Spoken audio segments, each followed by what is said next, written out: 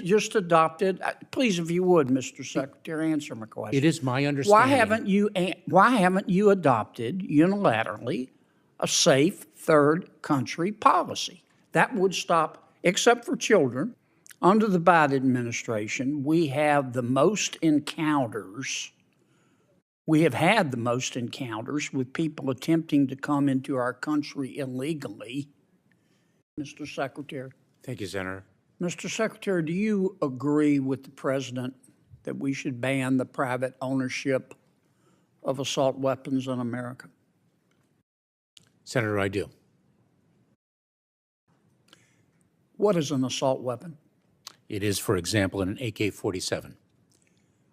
Can you give me a definition other than just pointing to a specific weapon? Would there be other weapons besides an AK-47 you would ban? There very well are. And I remember when I was a federal prosecutor in the Central District of California from September 25th, 1989 to, I believe it was April 2001. And I thank you for your service, but if you could answer my question.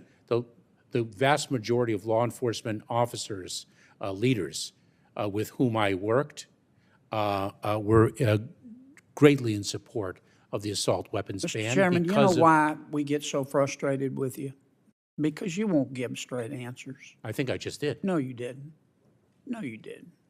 Do you have a definition of an assault weapon?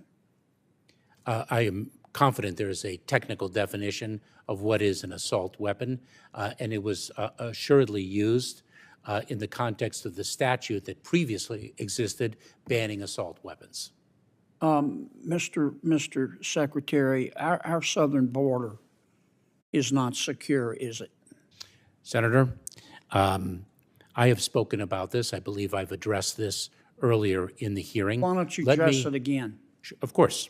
Let me share with you a few things. Number one, when I speak of the security of the border, I am speaking of maximizing the resources we have to deliver the most effective results. So let me assure you that we are doing so. It's secure because we're trying to secure it. Are we succeeding? Senator, we are so focused on the security of our southern border. We are doing so much with respect to the surge of personnel. How you're not succeeding? Oh, Senator, let me share with you that the challenge of migration that we are experiencing at our southern border is not exclusive to the United States. It is something that is gripping the entire hemisphere. But my job is to worry about the United States, as is mine. As is mine. And here's my question. Let me try to rephrase it. And I really do wish, I understand the position you're in, but you really should try to do a better job of answering the questions. Under the Biden administration, we have the most encounters. We have had the most encounters with people attempting to come into our country illegally in the history of ever.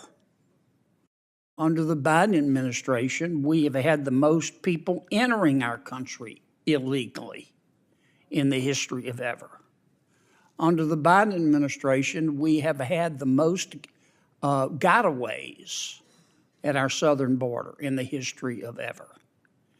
Under the Biden administration, we have had the most number of people entering our country under a claim of asylum, having that claim turned down and still not being deported in the history of ever. And under the Biden administration, we've had the most fentanyl coming into our country in the history of ever.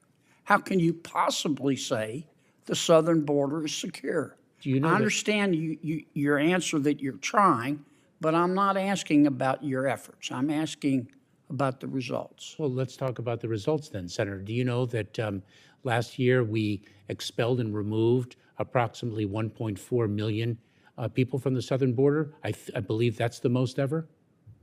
Do you realize that we are focused on enforcing our laws to achieve the security of the southern border? I know you're focused, Mr. Chairman, or Mr. Secretary, but you're not succeeding.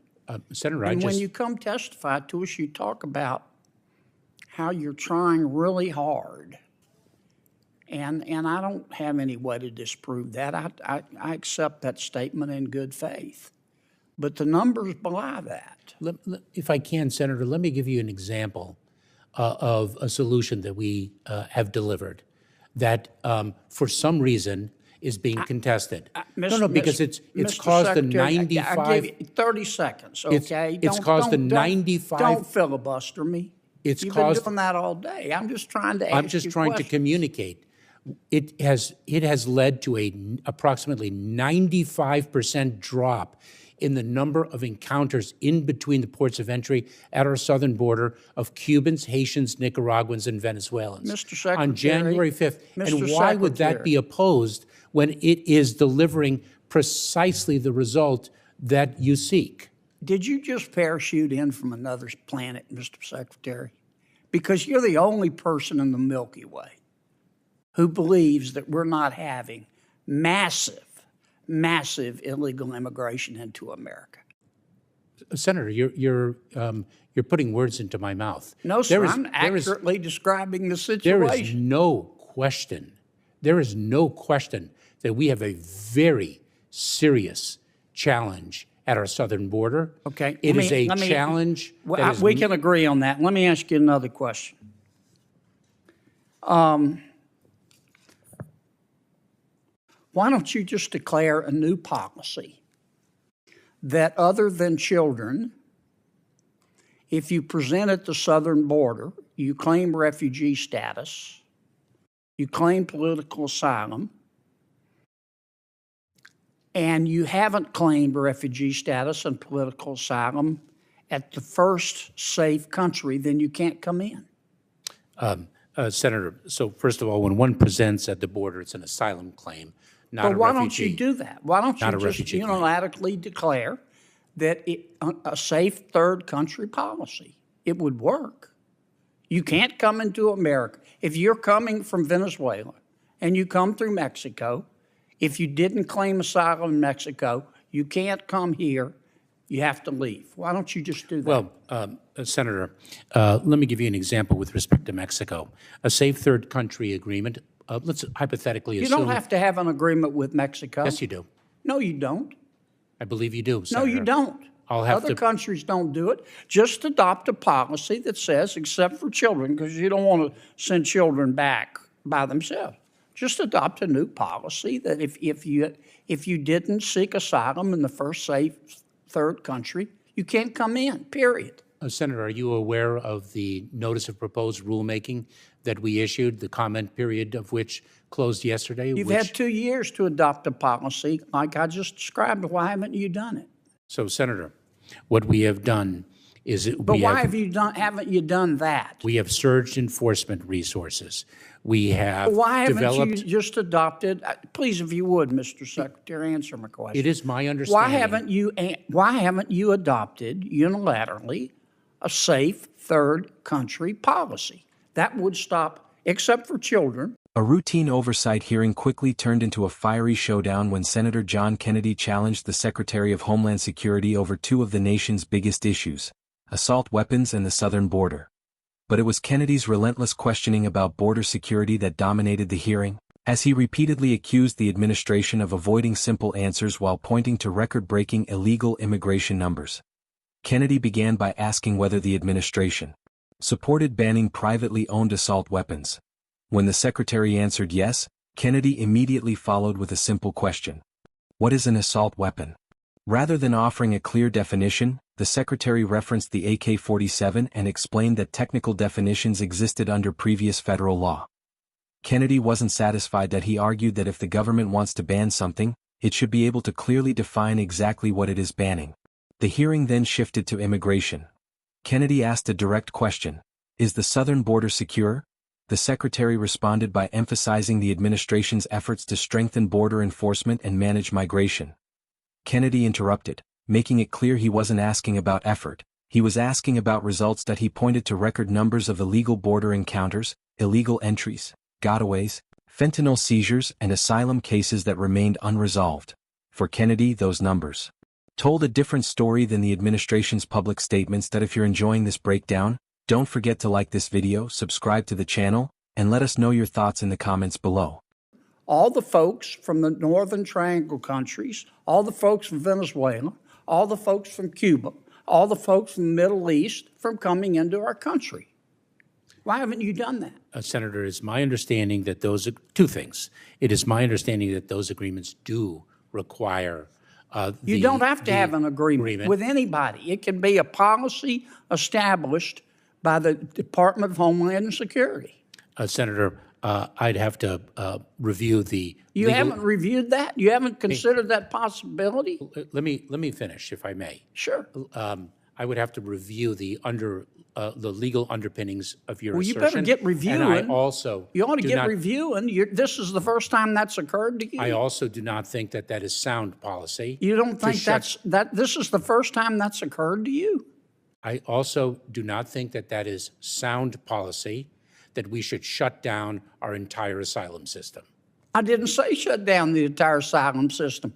I said safe third country. All you have to do, Mr. Secretary, if you're really serious, and it's beginning, frankly, to appear that you're not, is adopt a policy that says we're not seeking anyone's agreement. We don't have to. If you're coming from another country and you come through, let's say, Mexico, and you say you're seeking asylum, you have to seek it in Mexico or the other first safe third country, or you can't come in. Period. Done. End of story. Why don't you do that? Senator, I don't think that we have the unilateral authority. Sure you do. Other countries number one do and it. Number two, as I've mentioned. Have you tried sneaking into China? As I've mentioned, I do not think that is sound policy. Why? Because you are basically shutting down our asylum system. No, you're not. You're saying we honor your right to seek political asylum. But you're cherry picking. Do it in Mexico first.